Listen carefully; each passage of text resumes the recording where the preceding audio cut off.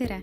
Mina olen Kätlin ja tänases videos räägime sellest, kuidas Smart Accountis oma kasutaja registreerida ja sisestada esimene müügiarve. Kasutaja registreerimiseks klikkame valikule Proovi 30 päeva tasuta. Avanenud registreerimise ekraanil sisestame oma kasutaja andmed, eesnimi, perekonnanimi, kontakttelefon, e-posti aadress. Aadress on oluline sellepärast, et sellest saab kasutaja tunnus, millega edaspidi rakendusse sisse logitakse. Parool, sisestame parooli üks kord uuesti ja vajutame registreeru. Peale registreerumist saadetakse e-posti aadressile kiri, milles oleval linkil klikates saad oma kasutaja aktiveerida. Meie oleme oma kasutaja juba aktiveerinud, seega sisestame andmed ja logime rakendusse sisse.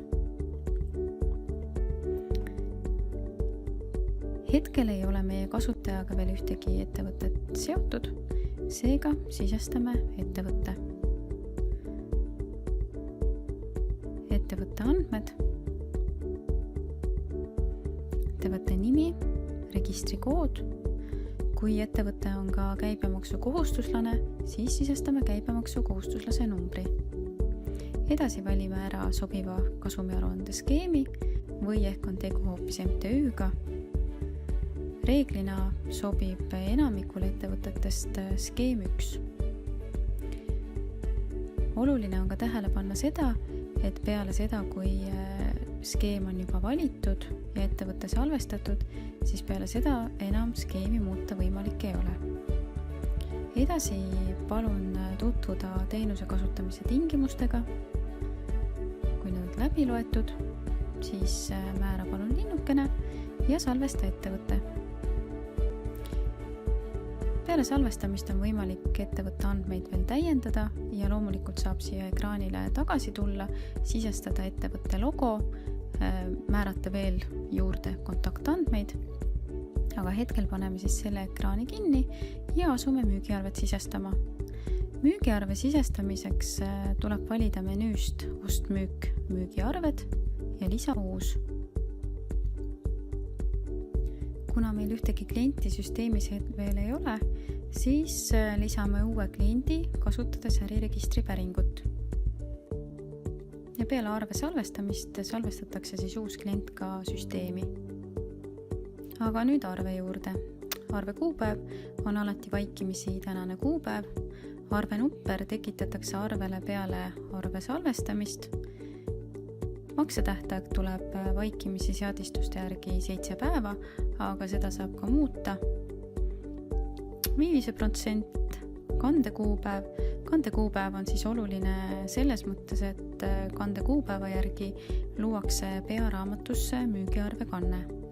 Ja reeglina on nad arve kuupäevaga alati samad, aga vajadusel saab siis üht-teist muuta. Edasi valime arvele artikli, müügiartikli. Valime olemasolevate artiklite seast. Võtamegi näiteks kaup 20%. Muudame ära siin kirjelduse real teksti, sisestame näiteks konsultatsioon. Edasi sisestame hinna, näiteks 50 eurot.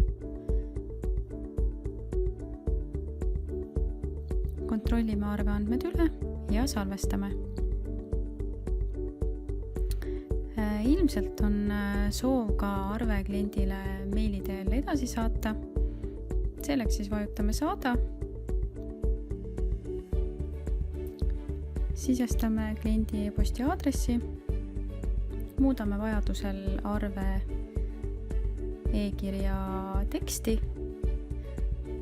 Seda teksti on võimalik eelseadistada ka eraldi seaded ja e-kirjad menüüpunktis. Kui kõik on korrektne, siis saadame arve teele.